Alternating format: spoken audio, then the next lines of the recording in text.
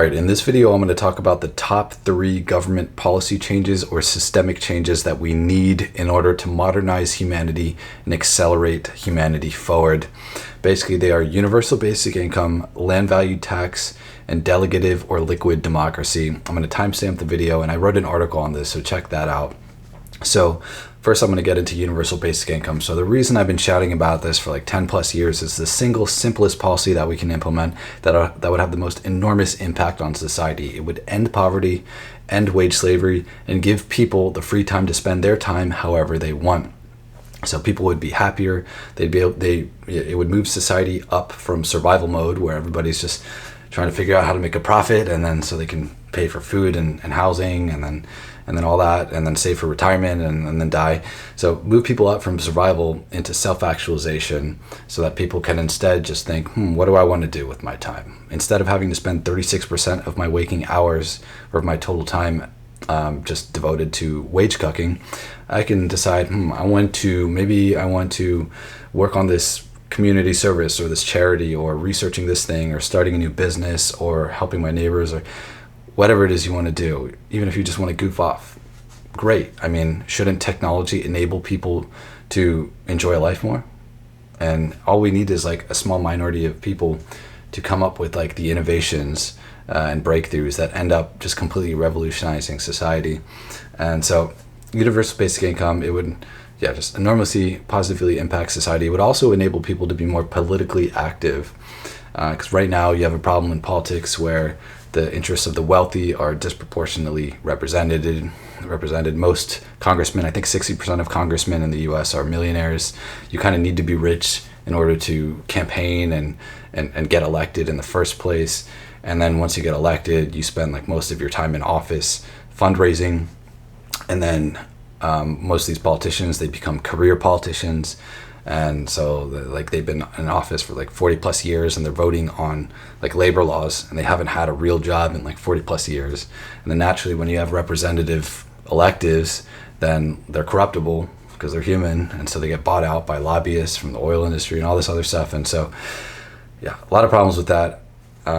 UBI solves a lot of them. Okay, the next one we need is land value tax. Land value tax, so basically the idea is that instead of taxing productive labor, capital, sales tax, we tax land and natural resources and negative externalities, because nobody created land or the natural resources. This was all given by the earth.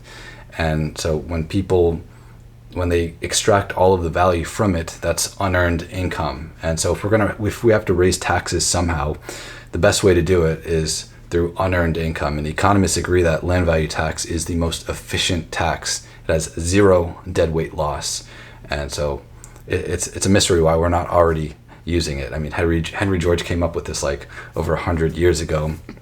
And just to give a concrete example of this, like say for example, you own a piece of land, and then the government builds a subway station next to it. Then your land value will go up a lot, but you didn't do anything. The government paid for this subway station with the tax money from the community.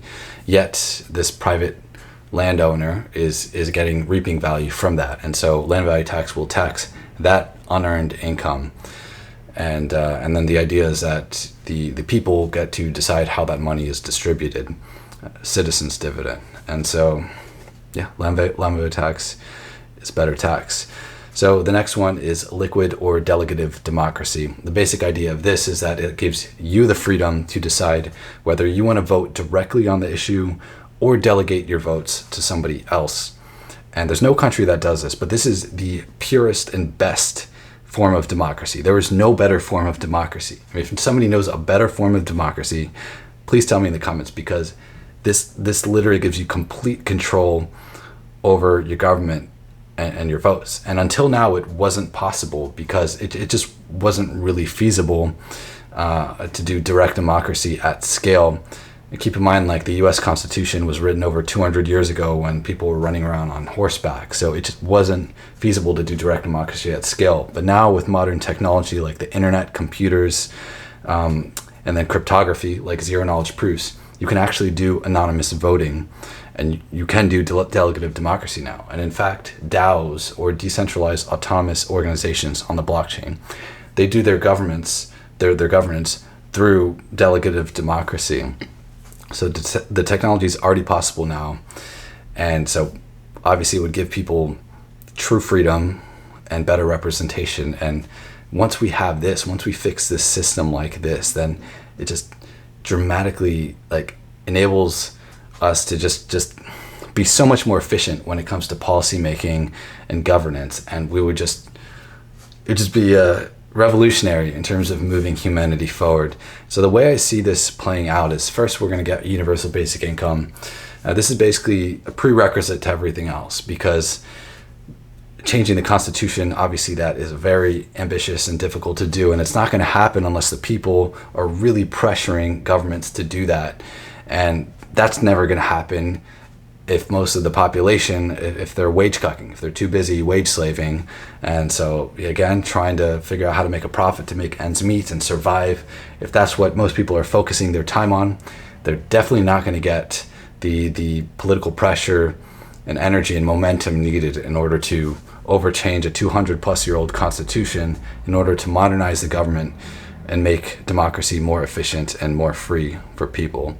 So first, we need universal basic income to free the wage slaves, and then more people can be politically active, participate in government, pressure, hold their politicians more accountable to their interests, and then ultimately people are gonna realize, oh, actually, this form of representative democracy we have, there are a lot of problems with it. I mean, people already know there are problems with the electoral college, two-party system, all that other stuff, but maybe this representative democracy, it's not the end-all be-all. Maybe 200 plus years ago, they didn't have it all figured out for the rest of humanity. Maybe we should experiment with maybe trying to improve things instead of just going with the status quo. Maybe it's worth experimenting with. So that's what we're going to do.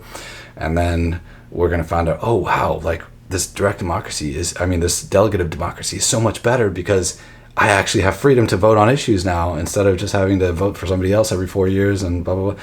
So, and then people naturally will gravitate towards that. And on the topic of direct democracy, by the way, there are countries that do have referendum systems like Switzerland, and they work very well. Switzerland is the best government system I've ever seen in the modern world, but of course it could be better. It could be a delegative, liquid democracy.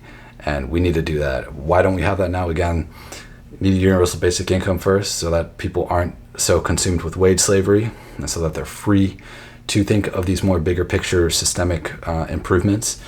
And then once they're free to do that, then they will focus on liquid democracy, where that'll be one of the topics. There'll be more awareness of that. I think anybody who learns about that, they're like, yeah, that makes sense. And then so naturally they'll spread it to everybody else. And then with universal basic income, where people would be free to basically pressure governments to make this happen. And then we'll get this, and then we'll have the most nimble, efficient, free government ever. And it's when people think of what's holding back society, I think a lot of people might think, oh, maybe it's technology is not advanced enough, or we need more natural resource wealth, or whatever. I disagree. What's holding humanity back the most is actually just humanity itself, just human decisions. They're just these simple human decisions we can make, these changes to our government systems, our politics, that would just change humanity so much for the better, ending poverty, ending wage slavery, giving people more free time to work on what they want and enjoy life. And what are we waiting for?